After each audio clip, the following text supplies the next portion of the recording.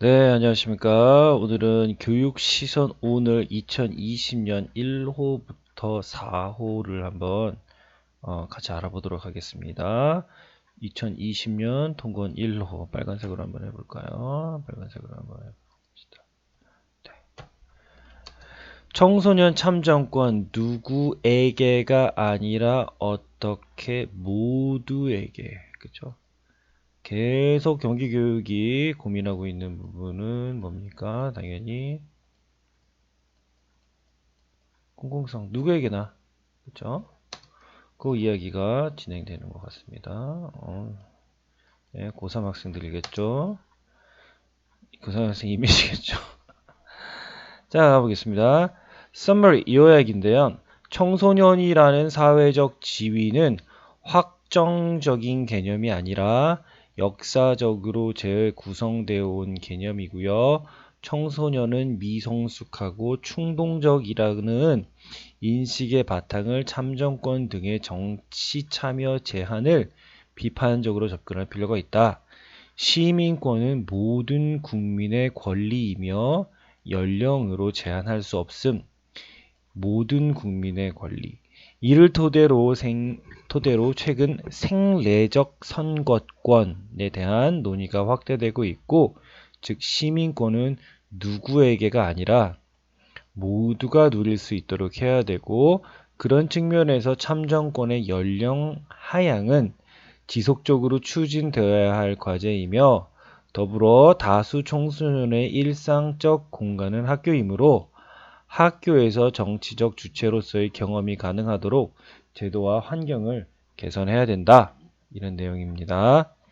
생내적 선거권이라고 하는 것은 생내적 inborn, 그죠? innate, 가지고 태어난 거죠. 선거권을 가지고 태어났다. 공직선거에서 투표에 참여하는 후보자를 선출할 수 있는 선거권이 국가에 의하여 부여되는 이른바 국가 내적 권리가 아니라 출생과 동시에 당연히 부여되는 생리적 권리라는 것을 의미한다.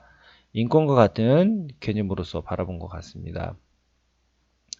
첫 번째 보겠습니다. 역사적으로 끊임없이 재구성되어 온 청소년이라는 지위, UN 아동권리협약의 계기로 인식되기 시작한 권리 주체로서의 아동 청소년.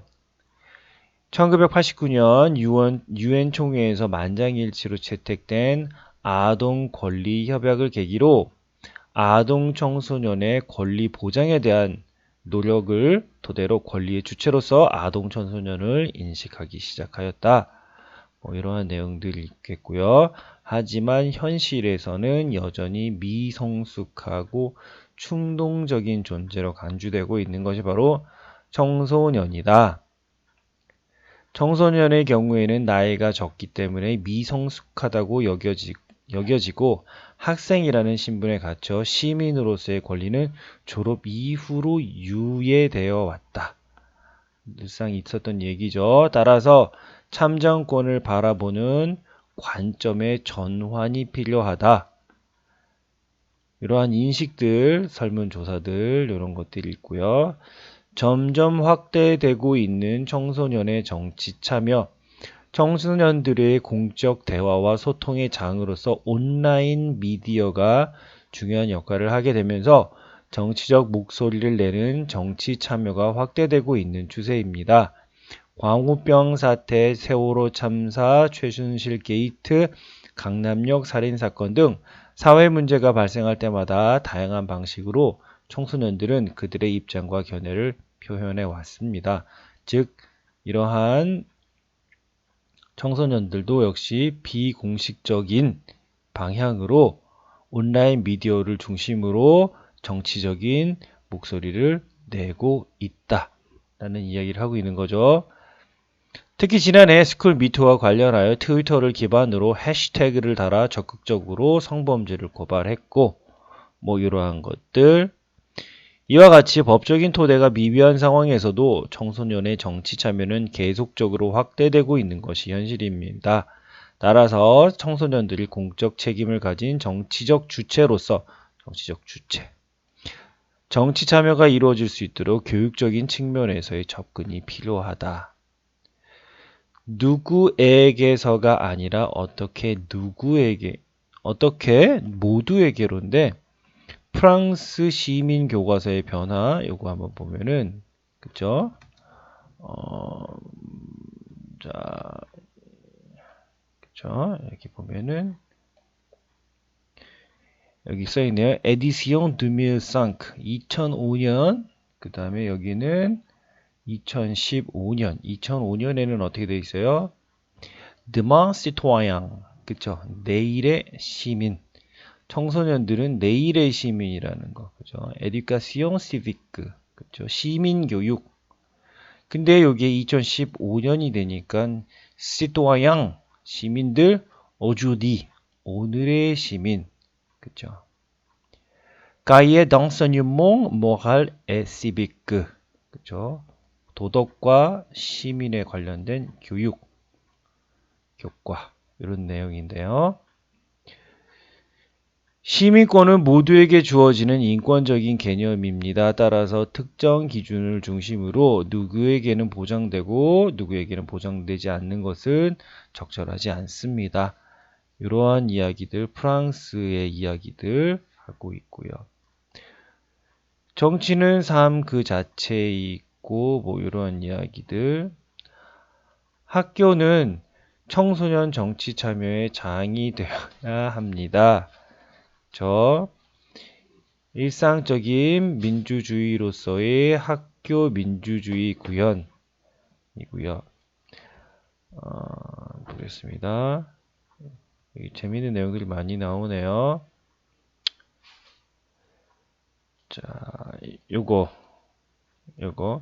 제도적 우선은 따라서 자신의 소신에 따른 목소리를 가지기 위해 사고가 필요하고 그것을 발화하기 위해서 공적 영역에서의 발화 주체로 인정되어야 되고요. 제도적 민주주의가 정착된다 하더라도 일상의 비민주적인 의식과 태도, 관행 등이 달라지지 않는다면 실제적 민주주의를 구현할 수 없습니다. 따라서 학교 안에서 이루어지는 일상적 대화, 수업에서의 토론과 학교에 대한 의사결정 등의 과정에서 교사와 학생이 동등한 정치적 주체. 여러 가지 의사결정 과정에서 교사와 학생이 동등한 정치적 주체가 되어야 하고요. 학생이 교사 앞에서 주눅들거나 자신의 의견을 편하게 말할 수 없다면 학교라는 공간에서 일상 민주주의 실현은 사실 불가능합니다. 그렇죠? 따라서 가르침의 상황이 아닌 경우에는 학생과 동등한 위치에서 대화와 토론을 할 수 있어야 하고요. 시민교육은 정치적 주체로서의 경험을 통해서 되는 것이고요. 그렇죠? 따라서 이게 가장 중요한 것들이겠죠. 그런 측면에서 정치교육은 일상적인 내용에서부터 시작할 필요가 있습니다. 학교 안에서 학생들의 표현의 자유, 집회의 자유, 결사의 자유, 동맹, 휴학 등 불복종의 자유가 보장될 수 있도록 이를 제한하는 학칙의 개정 또는 폐지가 요구되며 학생이 학교 운영에 대한 참여가 보장될 수 있도록 학생회 법제와 학교 운영위원회의 학생의원 참여 등 제도적 보완이 필요합니다. 그럴 때 청소년의 일상적 공간인 학교 안팎에서의 정치적 주체로서의 경험이 가능해질 것입니다. 자, 우선은 이렇게 하나만 하고 나머지 또 3개 또 올리도록 하겠습니다. 감사합니다.